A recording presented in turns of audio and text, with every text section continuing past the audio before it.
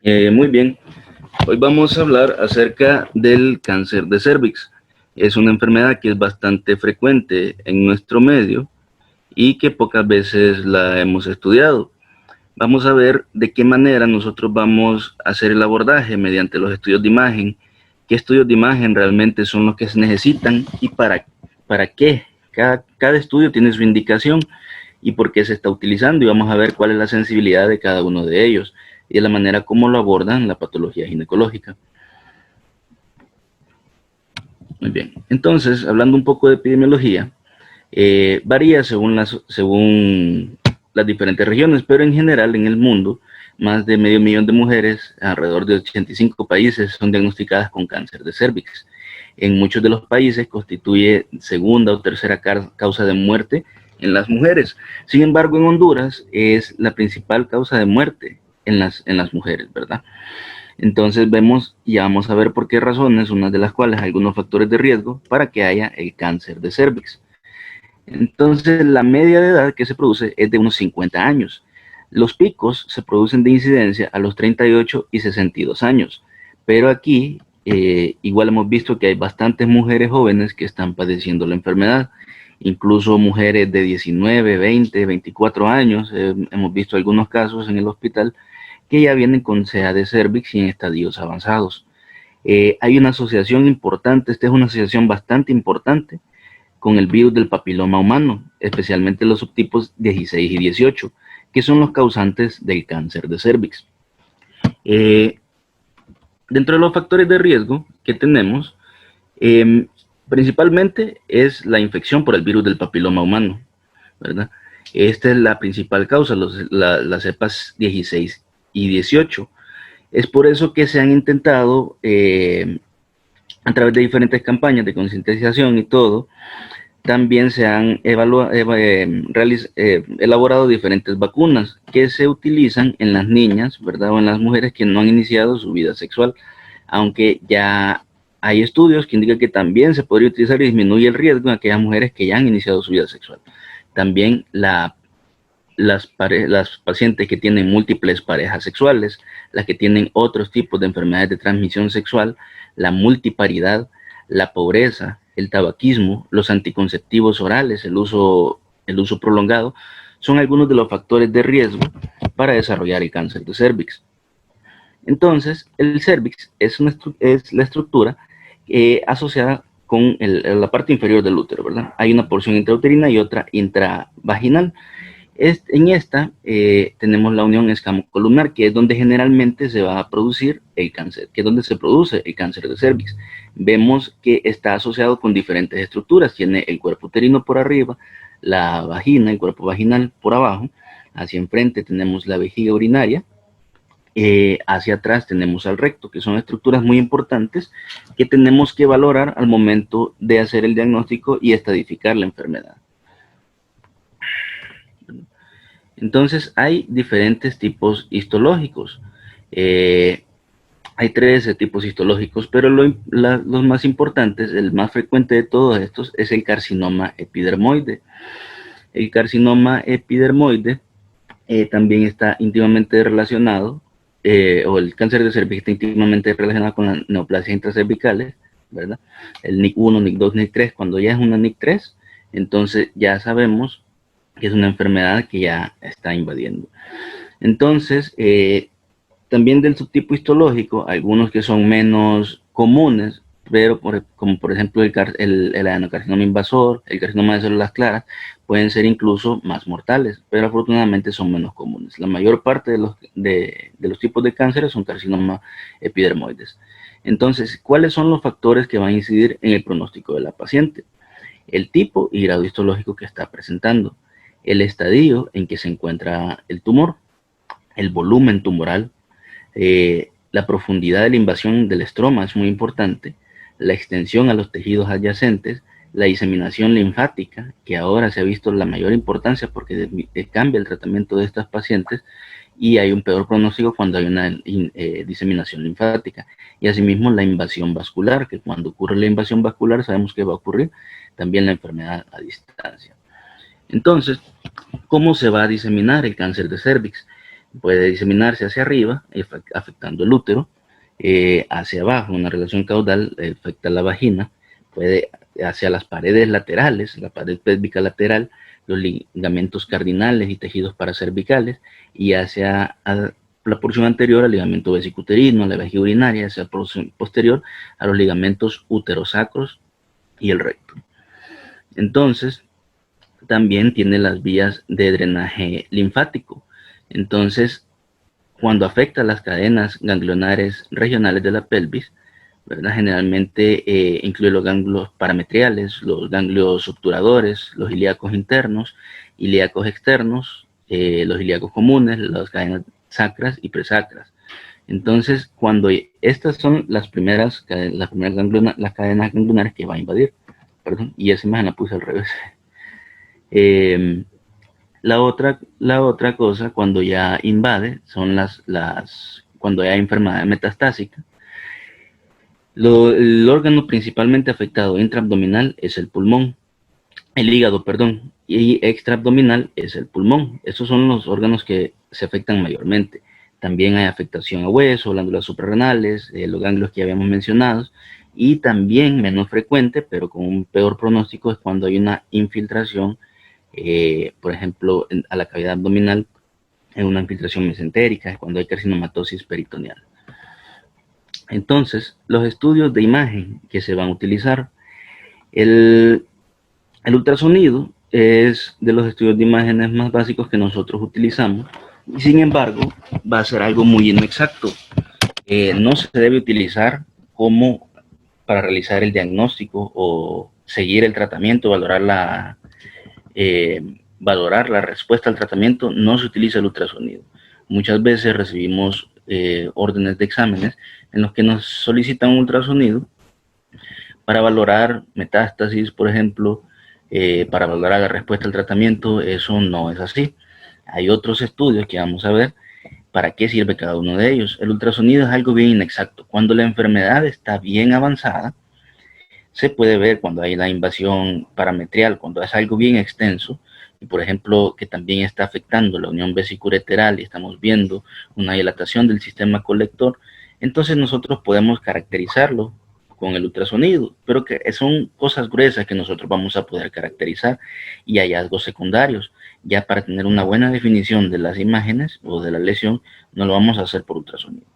Ahora, la tomografía es un método de imagen que tenemos a la mano en nuestros hospitales, y la exactitud para la evaluación de la enfermedad ya en estadios un poco más avanzados, 3B o 4B, cuando ya son los estadios avanzados, es de un 92%.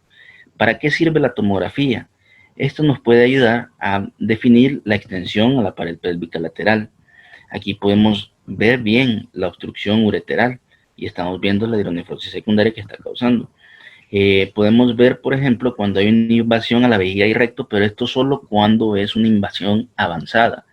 Cuando empieza a invadir, en las primeras fases de invasión, nosotros no lo vamos a poder determinar por tomografía. La tomografía sirve mucho para identificar los ganglios alterados, los ganglios que están tomados, ¿verdad? Identificar esas adenopatías, eso nos sirve mucho con la tomografía. Asimismo, por ejemplo, las características que ya sabemos de una adenopatía, cuando han perdido su forma ovoidea, cuando los márgenes tal vez están algo irregulares, cuando tienen centros hipodensos o áreas hipodensas que pueden corresponder a necrosis, ya son adenopatías. El tamaño ellos lo describen como mayores de 1 centímetro. Sin embargo, hay que establecer bien que el tamaño no es lo más importante para definir una adenopatía, sino que las características morfológicas de la misma, porque pueden haber procesos inflamatorios que nos van a dar ganglios linfáticos aumentados de tamaño, incluso mayor de 1 centímetro. Entonces, otras cosas que con la tomografía podemos identificar, por ejemplo, la cavidad uterina cuando está ocupada por líquido o sangre, porque este tumor está obstruyendo el canal endocervical. También nos sirve, por ejemplo, para realizar biopsias. Se pueden hacer guiadas por tomografía para obtener muestras de esos ganglios o de algunas masas. Y básicamente para eso la tomografía nos puede servir. Para la enfermedad a distancia podemos ver enfermedad hepática, por ejemplo, podemos ver enfermedad peritoneal. Si hacemos una tomografía de tórax podemos ver si hay lesiones pulmonares. Entonces nos sirve para la enfermedad avanzada. La tomografía sirve precisamente para eso. ¿Cuál es la limitación de esto? Es limitada a una visualización del tumor primario. Generalmente estos tumores se van a ver isodensos o un poco hipodensos con respecto al extremo cervical, pero no se puede definir bien la extensión o la profundidad del tumor. También es algo inexacta cuando hay invasión parametrial inicial. Ahora bien, la resonancia magnética, este es el estudio que es ideal para la caracterización del tumor local y asimismo nos va a definir bien la extensión regional. Entonces, la resonancia magnética para esto es porque nos va a permitir un mayor contraste de tejidos blandos. Vamos a poder determinar adecuadamente el tamaño tumoral. Cuando hay invasión de los parametrios, vamos a definir adecuadamente si hay una invasión a la pared vaginal o si hay invasión a la pared pélvica lateral. Es incluso el 94% la exactitud de resonancia para realizar una selección en los pacientes que van a ir a cirugía.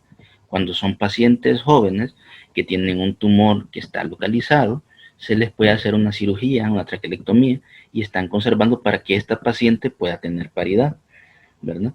Mientras que con la tomografía, lo más que puede llegar es a un 70% de especificidad.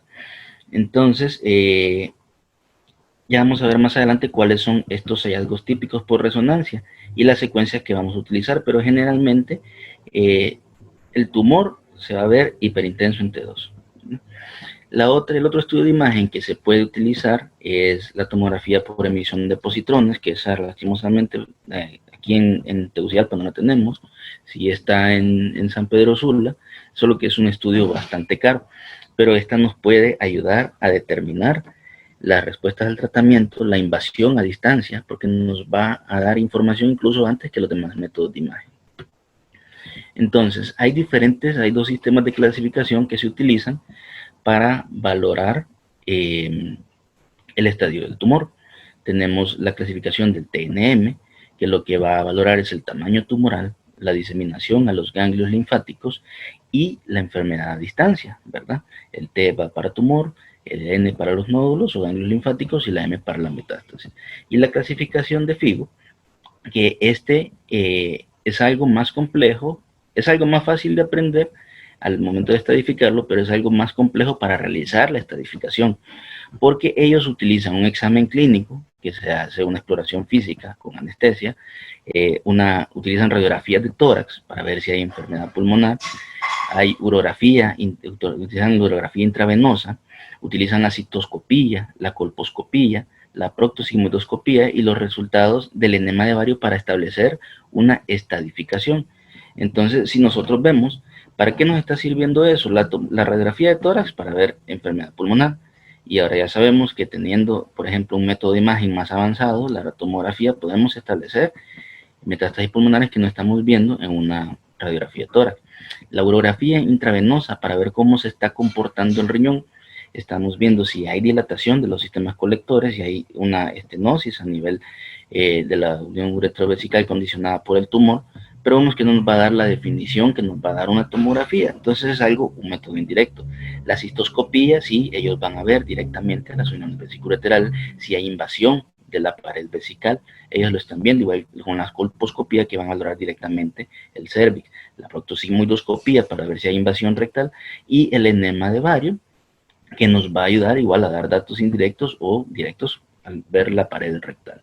Pero todo esto lo se puede contemplar con la resonancia. La mayor parte de estos de estos hallazgos o lo que ellos quieren valorar, si hay el tamaño del tumor, si hay invasión a los parametrios, la invasión a vejiga, recto, todo esto se puede hacer con la resonancia magnética. Sin embargo, esta herramienta no está incluida para realizar la clasificación por la FIGO.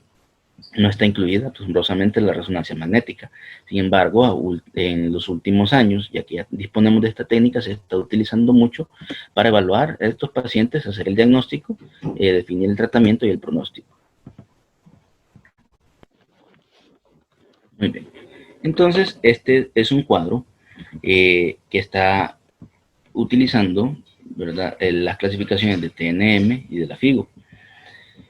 Y al principio uno lo puede ver y puede ser bastante llamativo, bastante difícil. Es difícil que uno se lo vaya a aprender realmente, lo vaya a memorizar, es bastante difícil porque tiene que tomar en cuenta muchos factores, pero siempre se puede tener un cuadrito aparte para recordarlo. Y lo importante es ver a dónde vamos a clasificar nosotros. En los primeros estadios, ¿verdad? En los estadios 1, eh, aquí donde se los puse en un recuadro, aquí el tumor clínicamente no es visible. Se va a utilizar únicamente la clasificación histopatológica. Gracias a las pruebas que se hacen al cribado, que se hace la citología, que se debe realizar la mujer que ha iniciado vida sexual activa, por lo menos una vez al año, entonces se pueden obtener muestras y detectar estas pacientes. Posteriormente, realizándoseles una biopsia y se puede ver la invasión del tumor, se puede hacer la colposcopía para poder identificar estas lesiones, ¿verdad?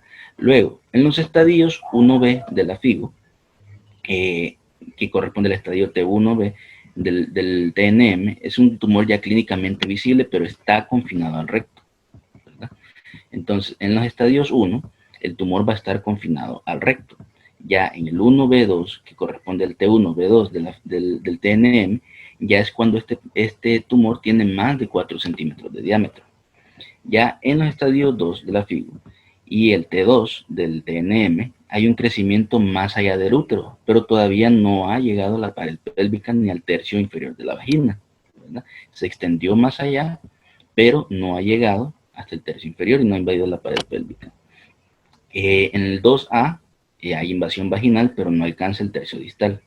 El 2B ya incluye los parametrios, ya invadió el parametrio.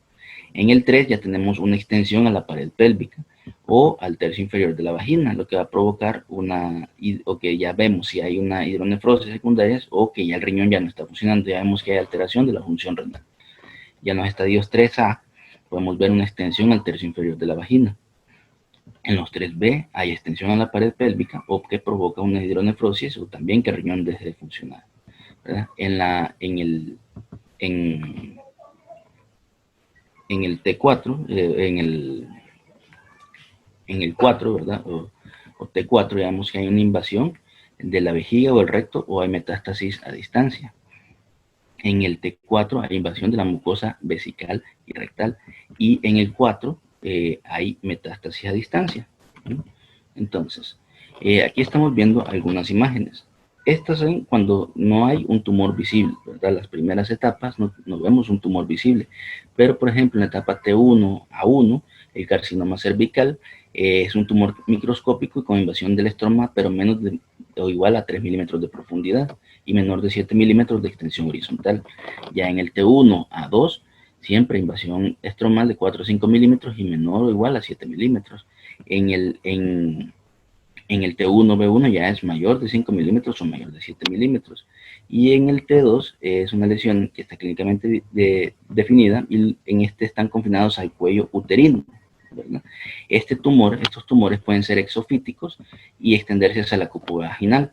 Sin embargo, no va a haber extensión de las estructuras adyacentes. Otra cosa, eso que me había olvidado mencionar, es que los tumores sí pueden ser endofíticos y exofíticos. Y son más frecuentes los exofíticos en mujeres ya mayores. Entonces, ya en el estadio T2, A1 y A2, el tumor se extiende más allá del cuello uterino y aquí va a invadir los 2/3 superiores de la vagina, ¿verdad? Esto lo podemos ver en la primera imagen, en la superior, en imágenes sagitales. Y estamos viendo cómo el tumor está invadiendo el tercio superior de la vagina, ¿no? El tumor en estadio T2B se extiende más allá del cuello uterino e invade los parametrios.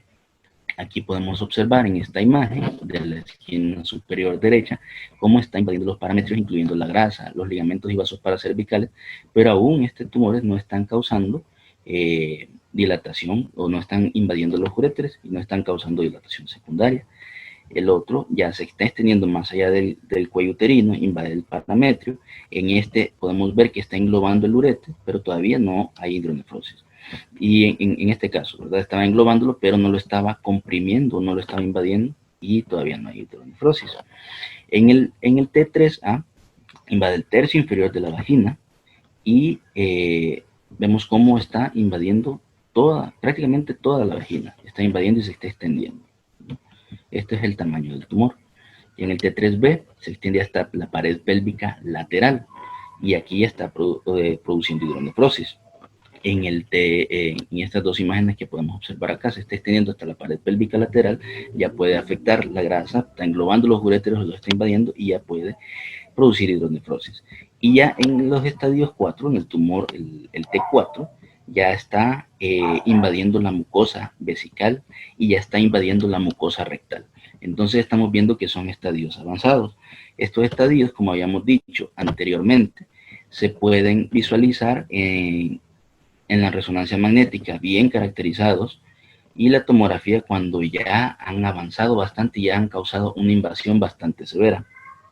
Ahora, como ya habíamos hablado, la imagen por resonancia magnética va a ser fundamental para caracterizar estas lesiones y es la que nos va a dar una adecuada visualización de las mismas y por eso se está utilizando ahora para realizar el seguimiento de estos pacientes. Lastimosamente no siempre contamos con ella en todos los lugares y hay que seguir algunos protocolos específicos y para poder establecer las características de las lesiones. Entonces, esencial que tenemos que hacer secuencias T2.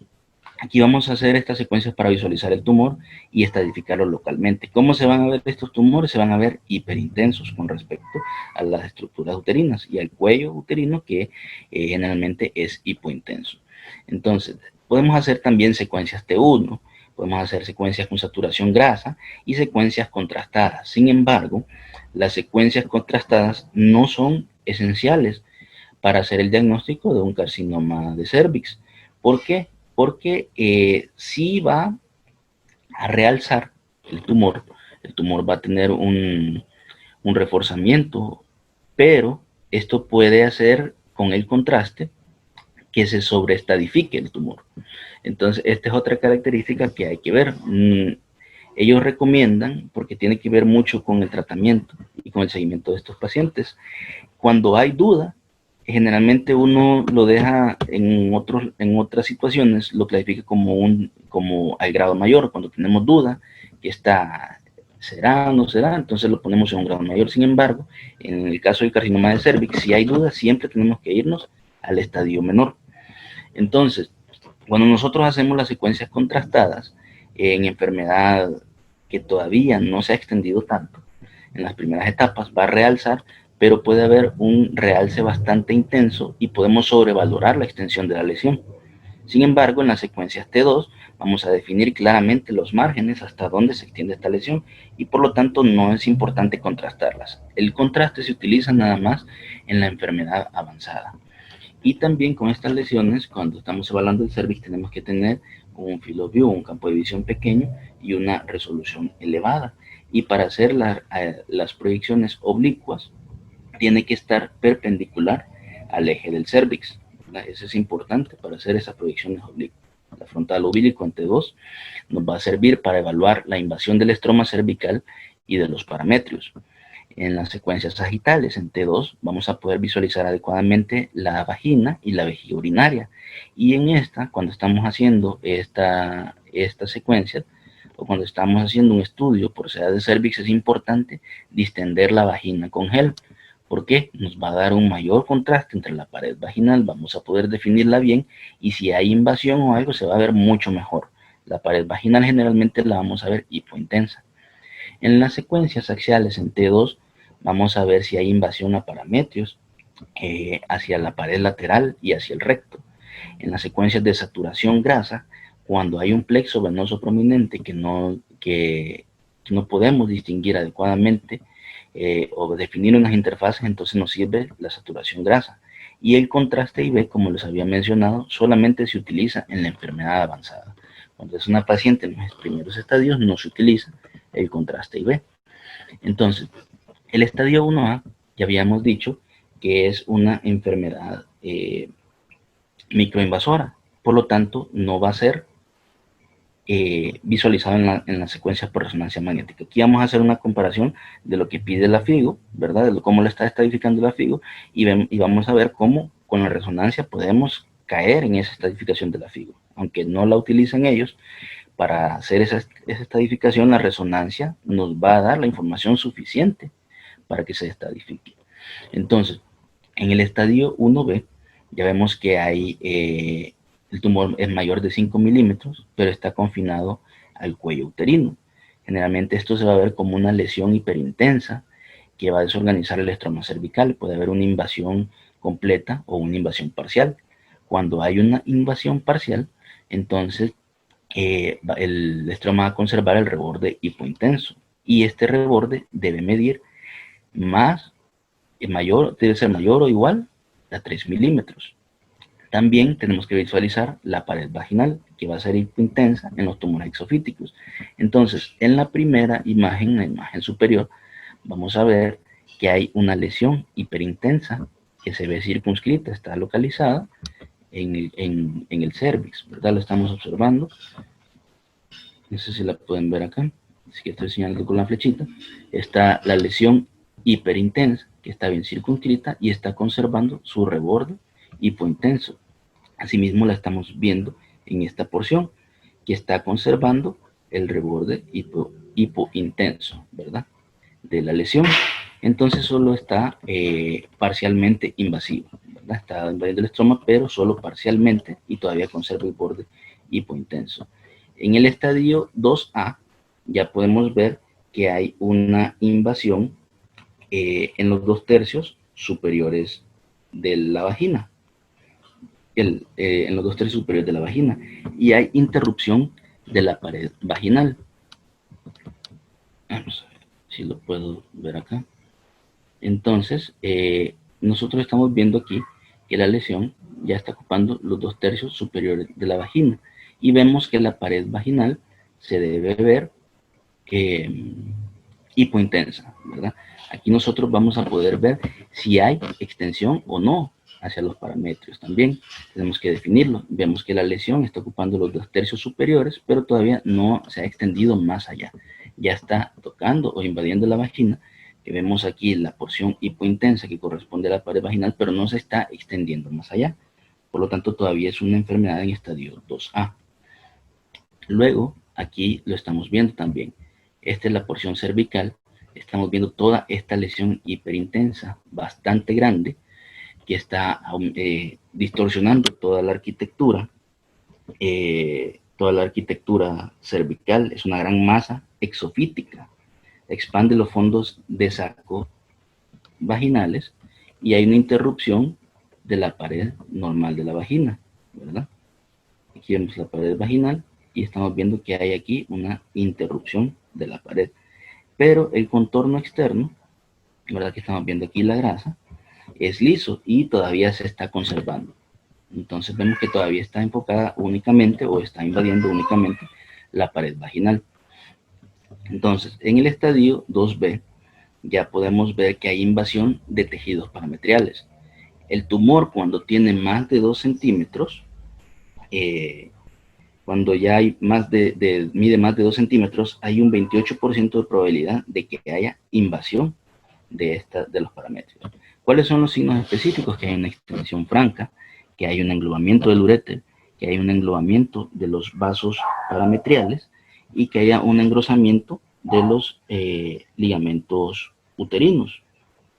Entonces, estamos observando en esta imagen una lesión de gran tamaño, ¿verdad? Que se está extendiendo hacia las porciones laterales y ha distorsionado la arquitectura de la grasa. Aquí no se puede ver exactamente si hay una invasión de los vasos parametriales, pero estamos viendo que hay una arquitectura y no hay una buena definición de la grasa. Entonces, en las tomografías, por ejemplo, también podríamos ver un signo similar, que podemos ver cambios inflamatorios en la grasa parametrial. Sin embargo, no podemos definir adecuadamente si se trata de un tumor o de algo inflamatorio, mientras que en la resonancia sí lo podemos caracterizar mucho mejor. Aquí Por ejemplo, estamos viendo la gran masa cervical, vemos todos estos bordes irregulares hiperintensos, ¿verdad? Aquí viene la masa que se está extendiendo hacia las porciones laterales. La irregular, siempre recordemos que estos tumores se van a ver hiperintensos y van a distorsionar la arquitectura, ¿verdad? Entonces ya vemos que está invadiendo los parámetros y ya vemos que tiene una extensión más grande. Ahora, el estadio 3A, este va a haber una invasión del tercio inferior de la vagina. Y aquí igual vamos a ver interrupción de la pared vaginal. Esta es la masa cervical, ¿verdad? Esta lesión hiperintensa que estamos viendo acá se va extendiendo por toda la pared vaginal, que la está engrosando, deformando, y aquí no estamos viendo una adecuada interfase de los tejidos. Ya no vemos esa porción hipointensa de la pared. Entonces, aquí podemos observar que realmente hay una invasión extensa. Entonces ya estamos en un estadio más avanzado, que es un estadio 3A.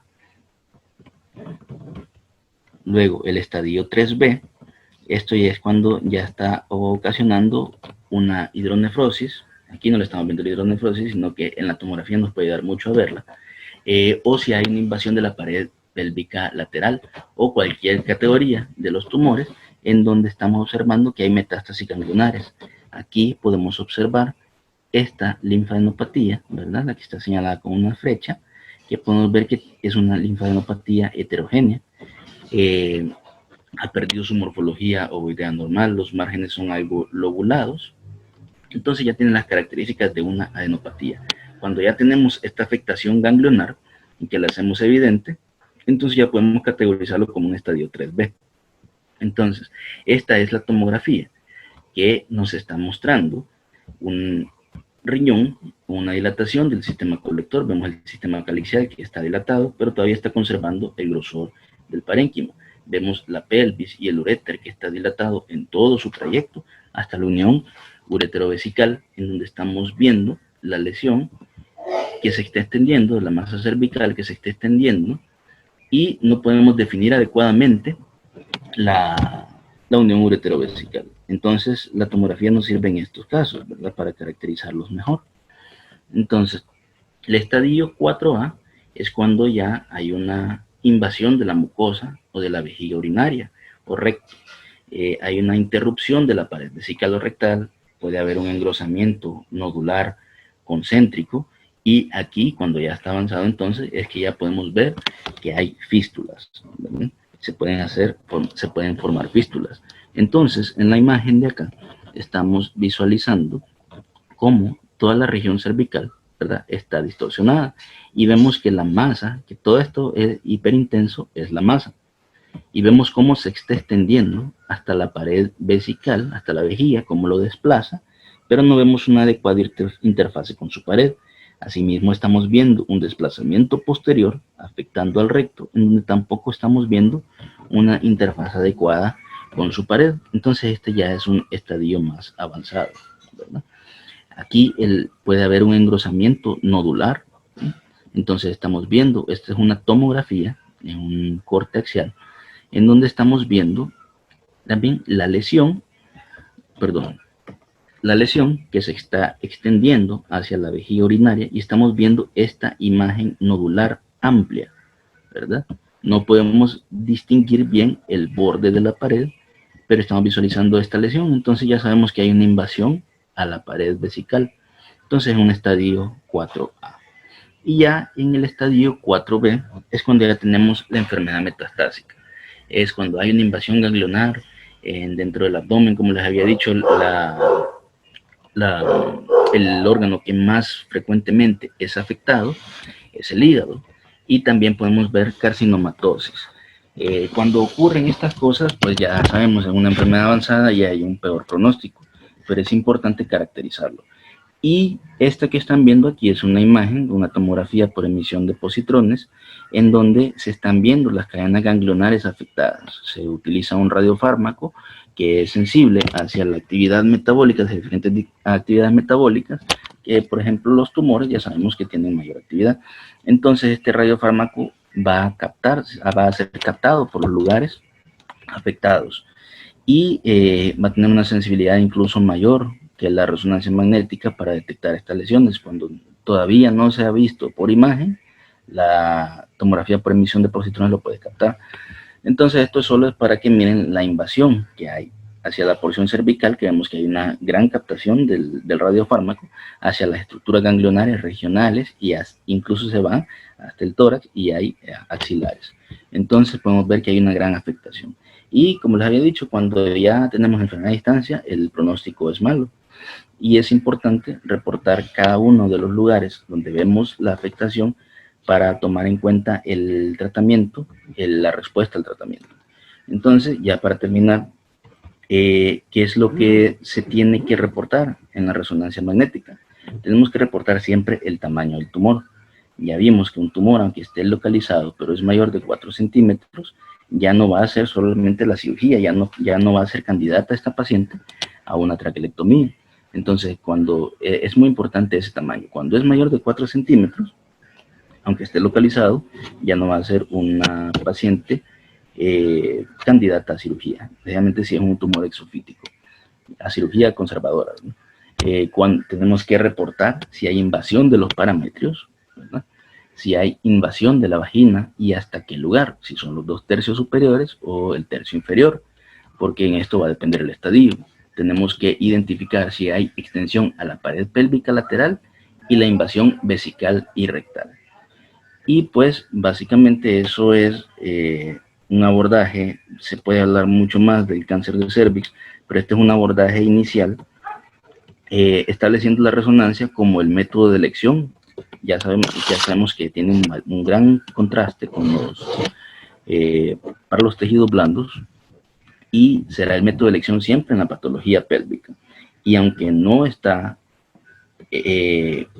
siendo utilizada en la clasificación por la FIGO, que no es imprescindible hacer una resonancia, vemos que es bastante característico. Los hallazgos que vamos a tener por resonancia van a definir bien cada uno de los estadios establecidos por la FIGO, sin necesidad de hacer aquellos estudios como por ejemplo el pielograma, la colposcopía, la proctosigmoidoscopía.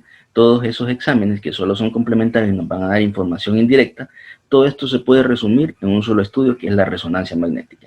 La tomografía para extensión en enfermedad avanzada, y el ultrasonido solamente nos puede ayudar a caracterizar algunas lesiones cuando están bien avanzadas, pero nunca para establecer un diagnóstico o establecer un seguimiento. Y pues básicamente eso es sobre el SEA de cervix. No sé si tienen alguna pregunta. Hola, Boris, buenos días. Gracias por la clase. Yo nada más quiero hacer unos comentarios. Que hay que tener claro que un estudio negativo, o sea, que por imagen no lo miremos, no quiere decir que no existe enfermedad.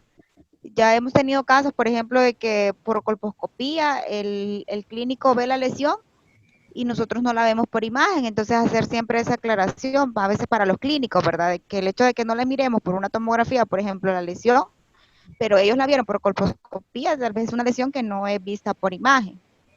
Usted lo mencionó en los estadios iniciales. Y la otra, el otro comentario es en relación a cuando ya hay estadios 3B, ¿verdad? Que ya están invadidos los parámetros. Habitualmente se solicitan ultrasonidos renales, pero ahí hay que tener claro que el ultrasonido no es para estadificar el tumor, sino que muchas veces es para ver si a estas pacientes se les brinda algún tratamiento de una nefrostomía, por ejemplo, percutánea, o si hay algunas infecciones del tracto urinario a repetición, pielonefritis. Entonces, básicamente, orientado a eso es que piden ultrasonidos renales para ver qué tan dilatados están los sistemas colectores y si esa dilatación va a permitir que se realice o no se realice una nefrostomía de manera ya paliativa para ellas. Entonces hay que tener en claro eso, ¿verdad? Cuando se piden ultrasonidos es básicamente para ver si se les brinda algún tratamiento, y que no miremos una lesión por imagen no significa que no exista, porque como usted bien nos mencionó, en los estadios tempranos no la vamos a ver por imagen. Solamente, gracias. Gracias, Claudia. Boris, buenos días. Buenos días. Doctora. ¿Qué tal? ¿Cómo está? ¿Cómo está, doctora? Muy bien. Bien. Ahí felicitándolo por su exposición. Gracias, doctora. Y también yo tenía solo un comentario así, como Bori bien lo decía, ¿verdad? Que a veces el tamaño tan pequeñito de las lesiones uterinas, ¿verdad? Del cuello uterino y vagina, ¿verdad? Necesitan como imágenes de alta resolución, ¿verdad? Y la resonancia es la que nos da eso. Pero muchas veces los pacientes cuando llegan ya a resonancia son pacientes que ya han sido estudiados, lo que decía Claudita, ¿verdad? Ya ellos han tenido una biopsia, de repente ellos la mayoría de las veces lo mandan para estadificar, ¿verdad? Entonces, en ese contexto, pues sí es importante la administración del gadolinio, ¿verdad? Porque es más a veces lo mandan más para estadificar, ¿verdad? Y la otra cosa, lo que la doctora Ortiz aplicaba, ¿verdad? Que es el gel hacia la vagina, y eso está considerado, ellos lo han estudiado con eso, ¿verdad? Y ese gel es para facilitar, ¿verdad?, la visualización de lesiones vaginales y cervicales, para tener una mejor estadificación, ¿verdad?, del tumor hasta donde se extiende. Porque lo que decía usted, depende del tercio de la vagina donde esté infiltrado, pues así es el tratamiento, ya no son candidatos a cirugía, sino que únicamente a radioterapia, ¿verdad? Y tener en cuenta siempre que a veces uno se le va por alto evaluar lo que son las paredes laterales de la pelvis, ¿verdad? Porque ahí a veces hay adenopatías que uno no las está viendo. Y ver siempre la relación que tiene la lesión con la mucosa vesical y del recto, porque todo eso depende el tratamiento. Y en cuanto a la secuencia, ¿verdad? Importante lo que decía usted, ¿verdad? Tener en cuenta que las imágenes en T2 son las secuencias que más nos van a dar información, ¿verdad? Pero a veces es necesario también hacer T2 con saturación de la grasa, porque esto va a alcanzar una mayor resolución, ¿verdad? De las lesiones encontradas ahí en la pelvis. Y también para ver el tercio, evaluar estas son las mejores imágenes para evaluar lo que es la vagina, ¿verdad? En sí. Pues eso tenía ahí, Boris, esos comentarios en cuanto, ¿verdad? En realidad el protocolo, fíjese que no es tan largo, porque solo son secuencias en axiales, ¿verdad? En coronal, T2, T1, y siempre, como les decía, tener la saturación de grasa, ya sea en T2 o en T1, ¿verdad? Y el contraste, lo que decía Boris, el contraste en la fase dinámica es importante únicamente para ver la extensión tumoral, que casi todos ya llegan con un diagnóstico y casi es para ver para estadificarlo, ¿verdad? Y a veces, fíjese que la difusión a veces no está como descrito en los protocolos de Cervix. No sé si usted encontró algo respecto a la difusión. Sí, mencionaba, por ejemplo, que era con las linfadenopatías, creo que servían también para estadificar, como para verla. Y por la restricción, pero sí, claro, los protocolos ya sí no los metían mucho. No lo mencionan. Nada que podía servir, sí podía servir para ver esas lesiones, pero sí, no leí mucho de eso. No, es que ellos casi no, en los protocolos no lo tienen.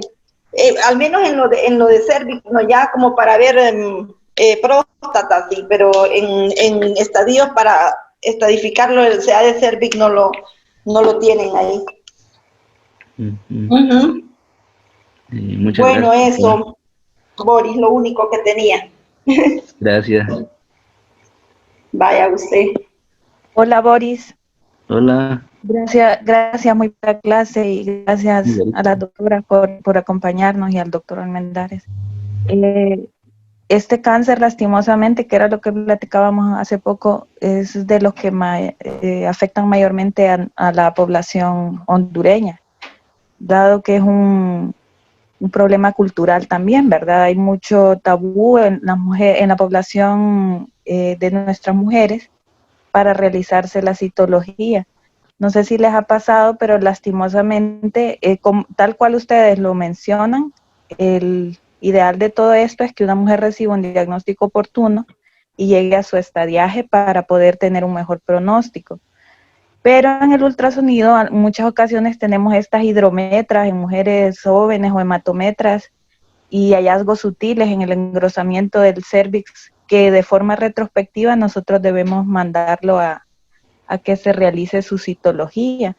Y aquí solo resaltar algo que quizás ya es redundante, ya lo sabemos, de siempre hacer esa observación a nuestras pacientes mujeres, que se realicen su citología anual, porque es lo que no queremos llegar, ¿verdad? Estadios tan avanzados en donde ya tengan afectación de parámetros y lleguemos a encontrar incidentalmente un diagnóstico retrospectivo porque ya llegan en hidronefrosis. Entonces, tener ese cuidado, porque en muchas ocasiones sí tenemos, si bien son cambios fisiológicos en las mujeres posmenopáusicas, por ejemplo, que pueden tener acumulaciones de líquido en cavidad endometrial, ya estos hallazgos, siempre revisar con detalle el cuello uterino. Puede ser que no encontremos hallazgos, pero motivar a la paciente y no quedarnos así de forma pasiva, motivarla a que se realice su citología. Esa observación, ya que es un diagnóstico que, al igual que mama, si se realiza un buen cribado, podemos tener mejores pronósticos en las pacientes. Solo esa observación de que siempre seamos activos en la educación de la paciente y sobre todo cuando tenemos hallazgos que no nos quedan claros por los estudios de imagen. Y tengan buen día. Gracias, Yarisa. Hola, doctor, buen día. Habla Edgar. Bonita clase, gracias. Y solamente una pregunta. Si en estas pacientes, por todo lo que se ha mencionado, en un estadio muy temprano, que en el estudio tomográfico quizás no se evidencie, o en la resonancia, quizás si esta paciente nos llega en este estadio y es para un ultrasonido que nos lo están presentando, ¿y qué utilidad podría ser la vía endovaginal en lugar de la transabdominal? Igual, aunque fuera endovaginal, es un tumor microinvasor. Entonces, jamás lo vamos a ver por un estudio de imagen, no importa que sea mediante un ultrasonido transvaginal. Entonces, estas pacientes fueron así detectadas con una citología, luego una colposcopía, y realmente el ultrasonido en este caso no tiene mayor indicación como para ver si hay extensión, si se puede visualizar o no. Lo que ellos mandarían, por ejemplo, siendo la resonancia, aunque no se visual, aunque para ver, estar seguro que no se visualiza, entonces es paciente candidata a una cirugía conservadora. Pero el ultrasonido, para ver esa enfermedad o algo, aunque sea transvaginal, no nos va a apoyar en mayor cosa al diagnóstico, no lo vamos a ver igual. Tal vez solo definir la arquitectura, la anatomía normal que tengan los órganos pélvicos, pero de ahí para otra cosa, para ver la enfermedad, sí no nos serviría para nada, porque es microinvasor. Ok, doctor, gracias. Hola.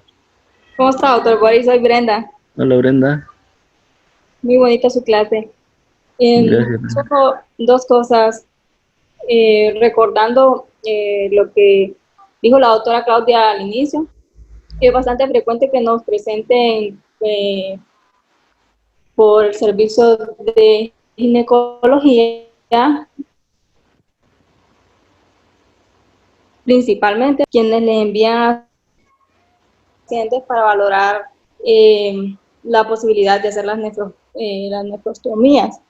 Y no olvidar lo que debemos de evaluar principalmente para los R1, de que lo que les interesa, la información que debemos de proporcionarle es el diámetro de la pelvis y principalmente el espesor del parénquima renal, ¿verdad? Para ellos decidir si es ya para el paciente amerita hacer este procedimiento. Y la otra cosa es que si queremos evaluar a través de resonancia las fístulas, ya sea rectovesical, rectovaginal, ¿qué protocolo se utilizaría ahí? ¿Solo se administraría el gel endovaginal o sería necesario también por vía rectal? Pues ya, si hay momento de valorar una fístula, E igual, generalmente tendríamos que introducir también endorrectal. ¿Qué es lo que estamos sospechando? Por ejemplo, si estamos sospechando una fístula rectovaginal, ¿verdad? Entonces, igual podríamos observarla solo con el contraste endovaginal, con el contraste endovaginal que vamos a aplicar, el gel. Pero este es un estudio en el cual tendríamos que estar bastante pendiente. Por ejemplo, si hay una alta sospecha que hay una fístula, entonces tenemos que abordarlo como al momento, ir abordándolo. Lo vimos si administramos el contraste, si administramos el contraste lo logramos ver, entonces no lo vimos, administremos también contraste endorrectal para ver si se puede ver. La vejiga también, si estamos pensando en una fístula vaginal, entonces también llenarla de líquido, ¿verdad? Podríamos utilizar también a través de una sonda, llenarla de líquido y al momento de tenerla en una buena distensión, vamos a visualizar si hay comunicación o no, ¿verdad? Pero igual, creo que con la sospecha y todo, primero se hacen los estudios fluoroscópicos, pero igual con la resonancia incluso la podríamos ver. Y siempre habitual. ¿Mande? Con administración con gadolinio, ¿verdad? También. Sí, siempre se les administra gadolinio para el momento de que tenemos pacientes con enfermedad avanzada. Y lo que mencionaban ahí, que es para, por ejemplo, los estadios iniciales, porque ya vamos a tener una fístula cuando ya hay una enfermedad avanzada, pero en estadios iniciales no. Entonces, en los estadios iniciales no se les administra el contraste al inicio, porque lo que queremos es caracterizar bien el tumor, o sea, que siempre se van a hacer todas las secuencias, ¿verdad? Las secuencias en T2, las secuencias con saturación grasa, y ya por último las secuencias contrastadas. Pero para nosotros definir en los estadios iniciales la extensión del tumor, no vamos a tomar en cuenta las secuencias contrastadas, sino que solo las secuencias en T2. Ahora, si con el contraste ya vemos que hay, por ejemplo, linfadenopatías que reforzaron bastante con el medio de contraste, o vemos que hay reforzamiento anormal en otras porciones, entonces ahí sí. Pero si vemos que no hay reforzamientos anormales en otro lado, no vamos a utilizar el contraste como para definir, digamos, el tamaño del tumor, no, sino que solo vamos a utilizar el T2, porque mencionaba que el contraste puede sobrevalorar los hallazgos en T2, y ellos lo que tratan de mantenerlo siempre es en el estadio más bajo.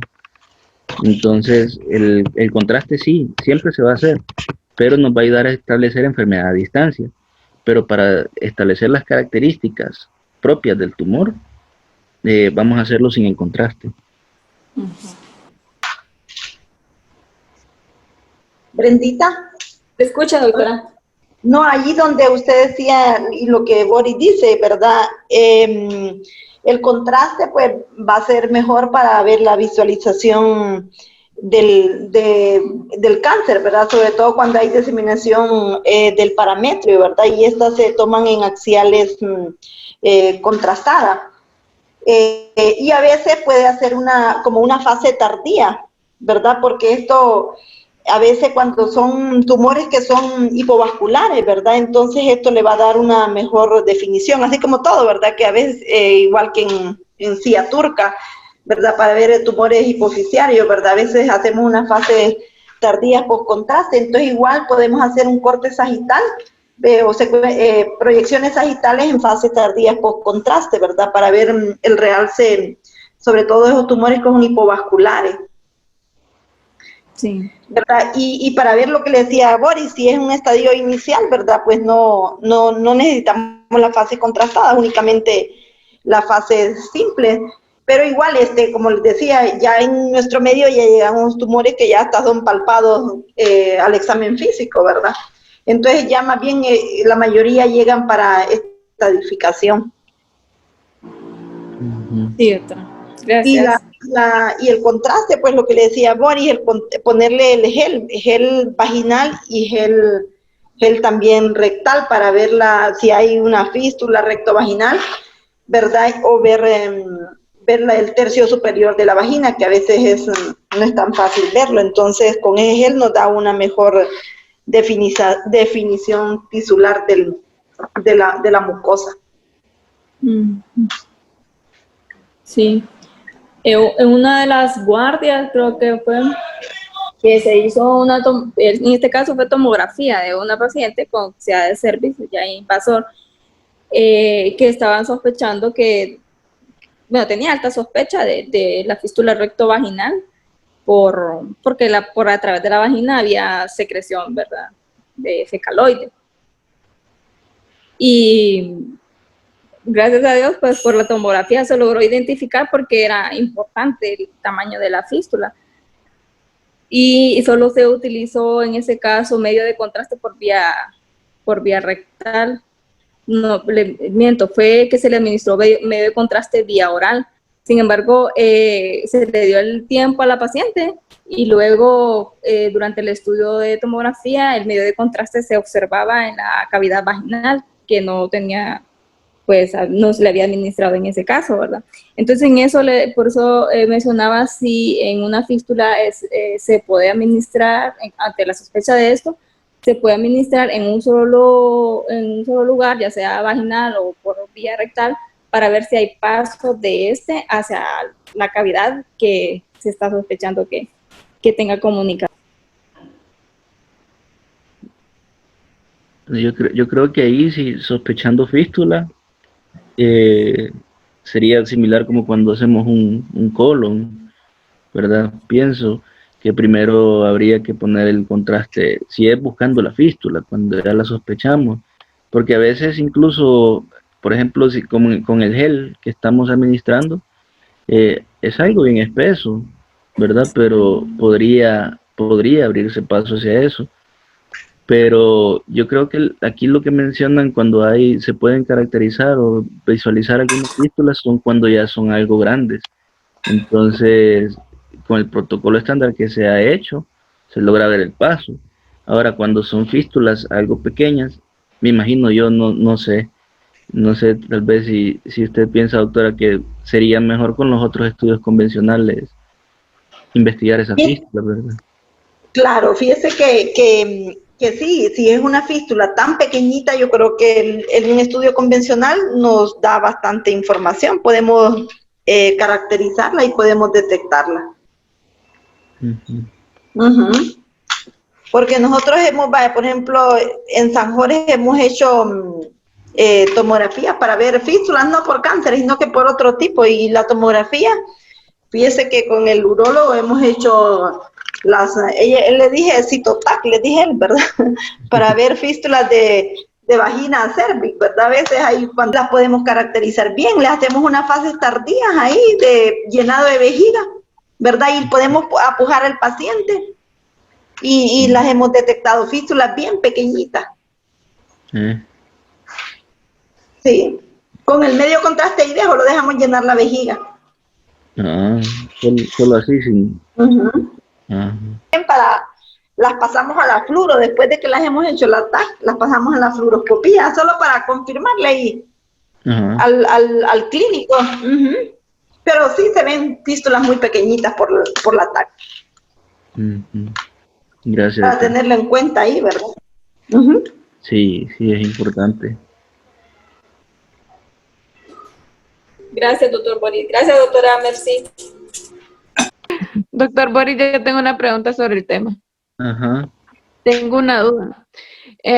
Ya mencionaba usted al principio de la charla que es muy difícil diferenciar o delimitar bien la extensión de la lesión por medio de tomografía. ¿Qué hacemos en el caso de que nos soliciten un estudio de extensión para ver si hay metástasis, por ejemplo, hepática?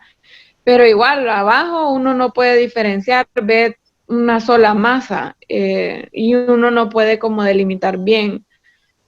Que en el reporte, ¿cuál sería la manera adecuada de reportarlo? ¿Deberíamos de mencionar de que lo ideal es realizar una resonancia magnética o cómo hacemos?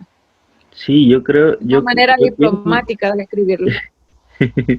Yo pienso que igual así hemos hecho algunos reportes a veces, que aunque el estudio no esté enfocado en esto, o que no es el estudio de elección, ¿verdad? Podemos describir si hay una masa ya bien grande y y vemos que hay distorsión de la grasa parametrial, no podemos definir adecuadamente si está invadiendo los vasos, si los está desplazando, ¿verdad? Pero ser descriptivas en esa porción y decir que considerar, por ejemplo, invasión hacia este lado, digamos, que vemos que hay signos indirectos, como que no hay una buena visualización, se ha perdido la interfase, que estamos viendo los linfadenopatías y las podemos ver bien.